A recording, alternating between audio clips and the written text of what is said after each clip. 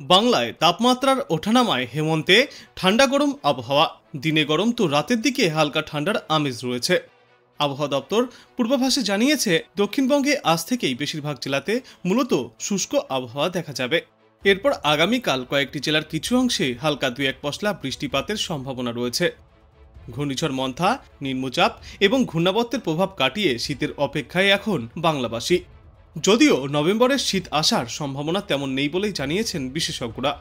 উল্টে নিম্নচাপের প্রভাবে রাতের দিকে শীর্ষানি ঠান্ডা ভাবও আগামী কয়েকদিনে কিছুটা কম থাকবে। আজ দিনের আকাশ মূলত পরিষ্কার থাকবে। সর্বোচ্চ এবং সর্বনিম্ন তাপমাত্রা যথাক্রমে 30 থেকে 22 ডিগ্রি সেলসিয়াসের মধ্যেই ঘোরাফেরা করবে। আজ বৃষ্টির সম্ভাবনাও রয়েছে বাংলার কয়েকটি এলাকায়, যার মধ্যে রয়েছে 2 চব্বিশ পরগনা এবং পূর্ব মেদিনীপুর জেলা। এরপর আগামীকাল থেকে হালকা বৃষ্টিপাত হতে পারে দক্ষিণ 24 পরগনা, উত্তর 24 পরগনা এবং পূর্ব মেদিনীপুর জেলায়। তবে এই সময়ে তাপমাত্রায় বিশেষ কোনো হেরফের ঘটবে না, সুতরাং আপাতত ঠান্ডা গরম আবহাওয়ায় থাকবে গোটা দক্ষিণবঙ্গ জুড়ে। অন্যদিকে উত্তরবঙ্গের কোথাও আপাতত কোনো বৃষ্টির সম্ভাবনা নেই। মোটামুটি শুষ্ক আবহাওয়ায় থাকবে উত্তরের জেলাগুলিতে। দার্জিলিং এবং কালিম্পংয়ের মতো পার্বত্য এলাকায় রাতে ও ভোরের দিকে কুয়াশার আস্তরণ বাড়বে, কিন্তু এই মুহূর্তেই পারদ পতনেরও তেমন কোনো পূর্বাভাস নেই। বিশেষজ্ঞরা জানিয়েছেন, পূর্ব মধ্য বঙ্গোপসাগর ও মায়ানমার উপকূল সংলগ্ন এলাকায় যে নিম্নচাপ অঞ্চলটি তৈরি হয়েছে তা ক্রমশই উত্তর উত্তর পশ্চিম দিকে এগিয়ে যাবে।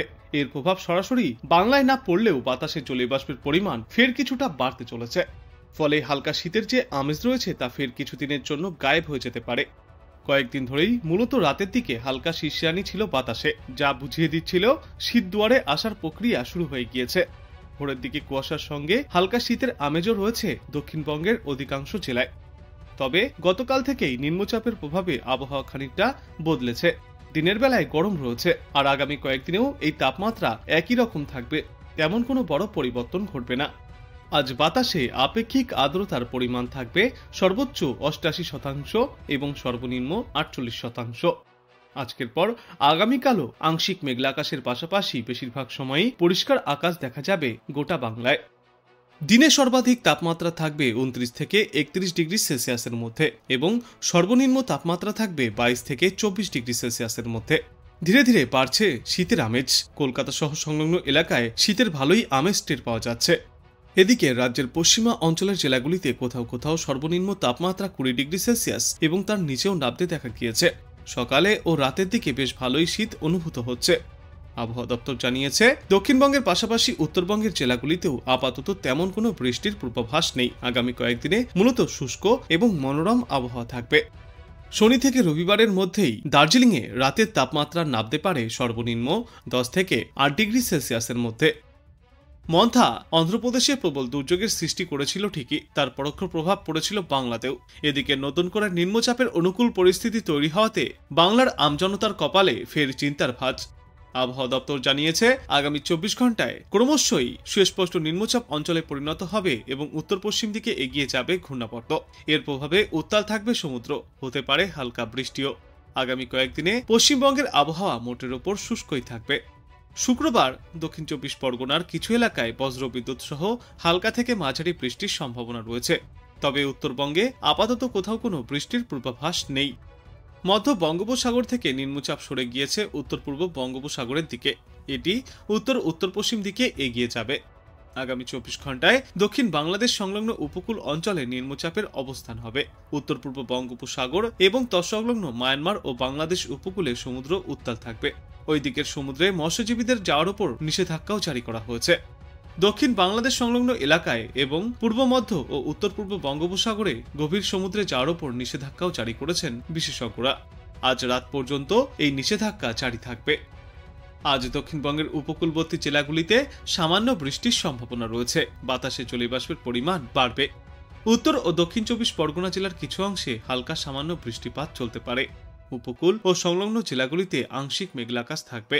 বাকি জেলায় রৌদ্র উজ্জ্বল আকাশ থাকবে। পশ্চিমা অঞ্চলের জেলাগুলিতে ইতিমধ্যেই তাপমাত্রা 20 ডিগ্রি সেলসিয়াস বা তার নিচেও নেমেছে। রাতে ও সকালের দিকে হালকা শীতের আমেজ বজায় থাকবে, তবে জাকিয়ে শীত এখনই পড়বে না। একটানা শুষ্ক আবহাওয়া বজায় থাকবে।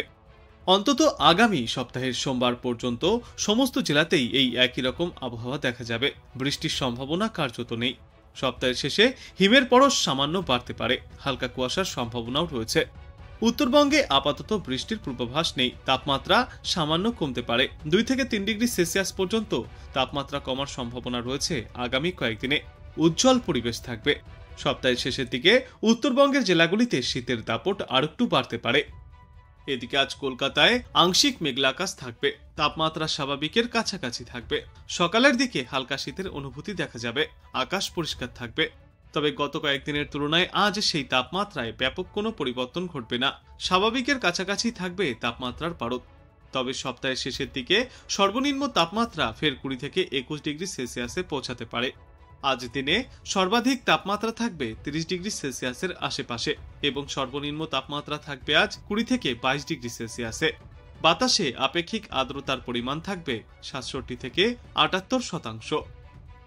উত্তরবঙ্গেও তাপমাত্রা ক্রমশই কম হচ্ছে।